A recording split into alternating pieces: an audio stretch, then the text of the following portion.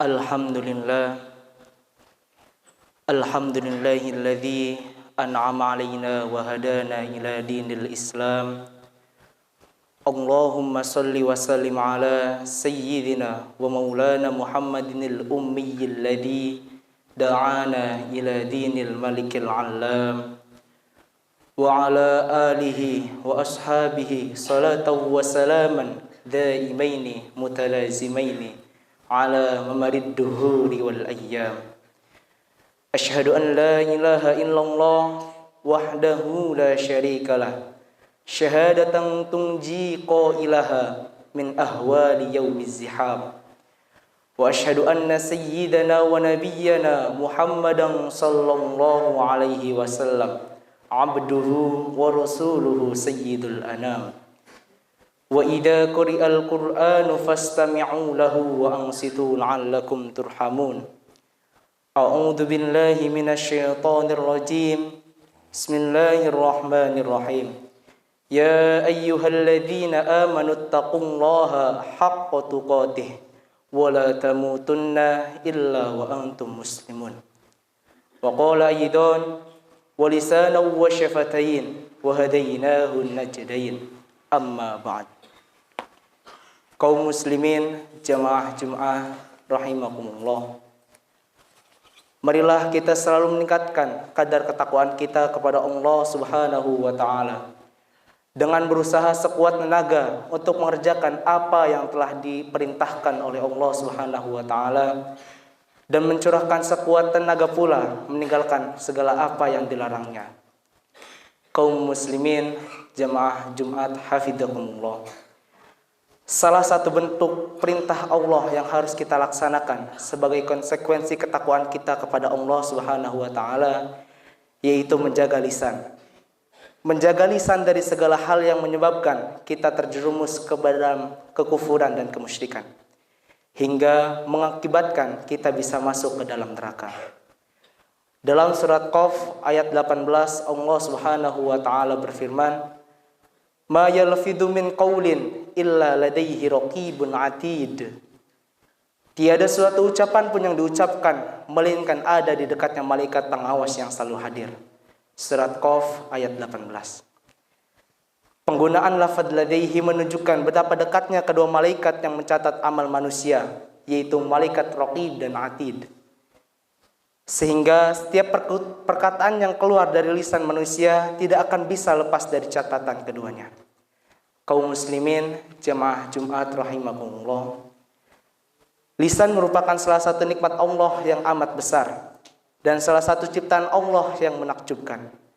Bentuknya kecil namun mempunyai peran yang sangat besar dalam ketaatan dan kemaksiatan seseorang. Bahkan kekufuran dan keimanan seorang tidak akan bisa diketahui dengan jelas kecuali dengan persaksian lisannya.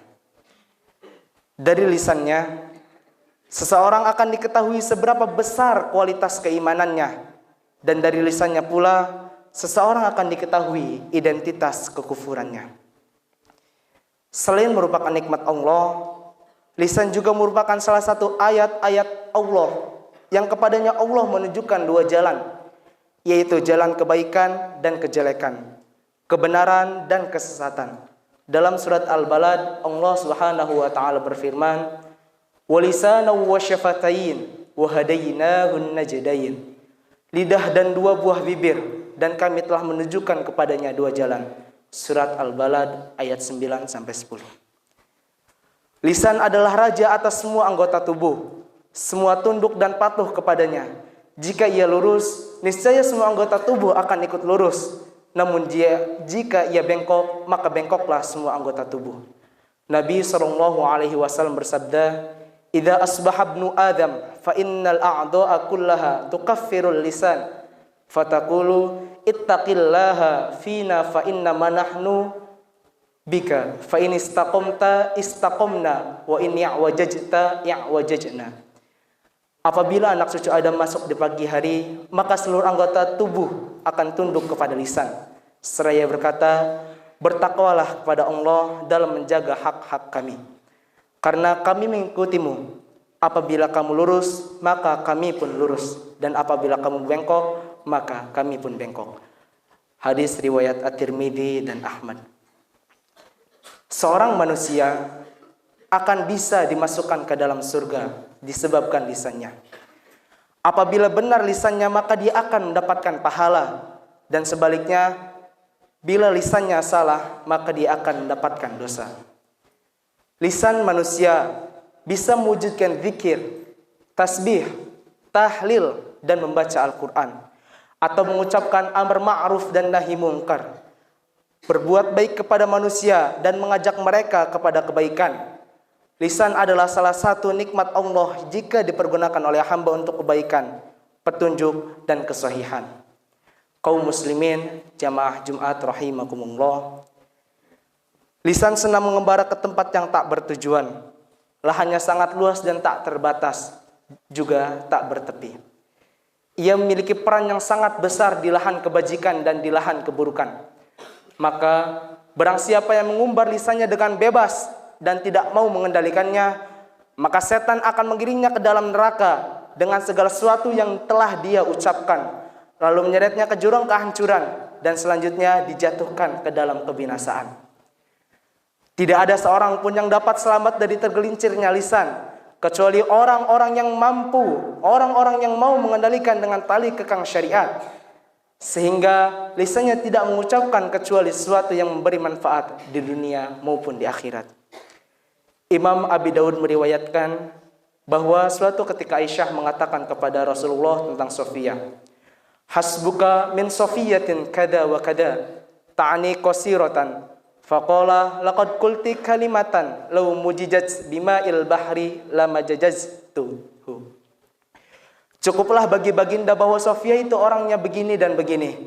Maksudnya tubuhnya pendek. Maka Nabi SAW bersabda kepadanya, "Engkau telah mengucapkan suatu perkataan yang bila dicampur dengan air laut, niscaya dia akan merubahnya." Hadis riwayat Abu Daud.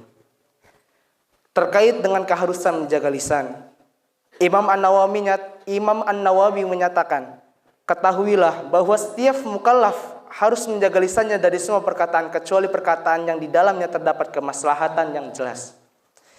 Dan ketika perkataan itu mubah, sedangkan dalam meninggalkannya terdapat maslahat, maka disunahkan untuk menahan diri darinya. Karena terkadang perkataan yang mubah akan menyeret manusia menuju keharaman dan kemakruhan. Bahkan ini menjadi hal yang umum di dalam adat kebiasaan, sedangkan keselamatan maka tidak ada sesuatu pun yang mampu menandinginya. Jemaah Jumat hafidhukumullah, semoga dari khutbah Jumat yang singkat ini bisa mendatangkan banyak manfaat dan menjadi pengingat bagi jemaah Jumat sekalian untuk keharusan tetap menjaga lisan dan menggunakan lisan ke dalam hal-hal yang kebaik. Amin, amin ya rabbal alamin.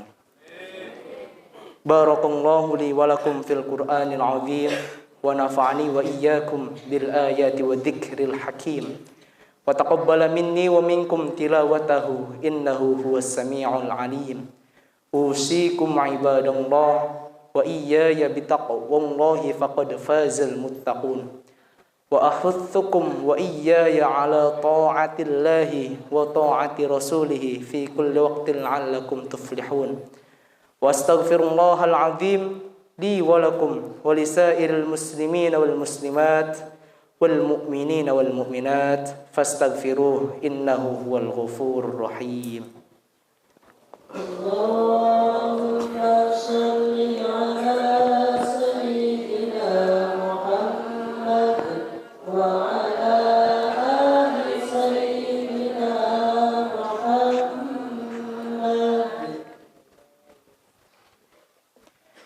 Alhamdulillah, alhamdulillahi hamdan yuwafi ni'amahu wa yukafi'u mazidah. Allahumma salli wa sallim ala sayyidina Muhammadin wa ala alihi wa ashabihi alladhina qamu bihifdhish syari'ah. Asyhadu an la ilaha illallah wahdahu la syarika lah. Wa asyhadu anna sayyidana wa nabiyyana Muhammadan sallallahu alaihi wasallam abduhu wa rasuluhu sayyidul musyaffa'ina yaumal qiyamah. Ayyuhan nas ittaqullaha haqqa taqwah wa raqibuhu muraqabatan man ya'lamu annahu yarah. Amin amin amin ya rabbal alamin. Allahumma ighfir lil mu'minina wal mu'minat wal muslimina wal muslimat al ahya'i minhum wal amwat. Innaka sami'un qaribun mujibud da'awat wa qadiyal hajat.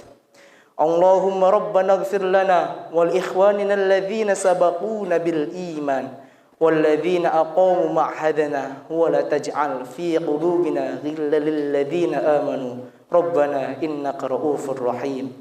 Rabbana atina fid dunya hasanah wa fil akhirati hasanah wa qina adzaban nar.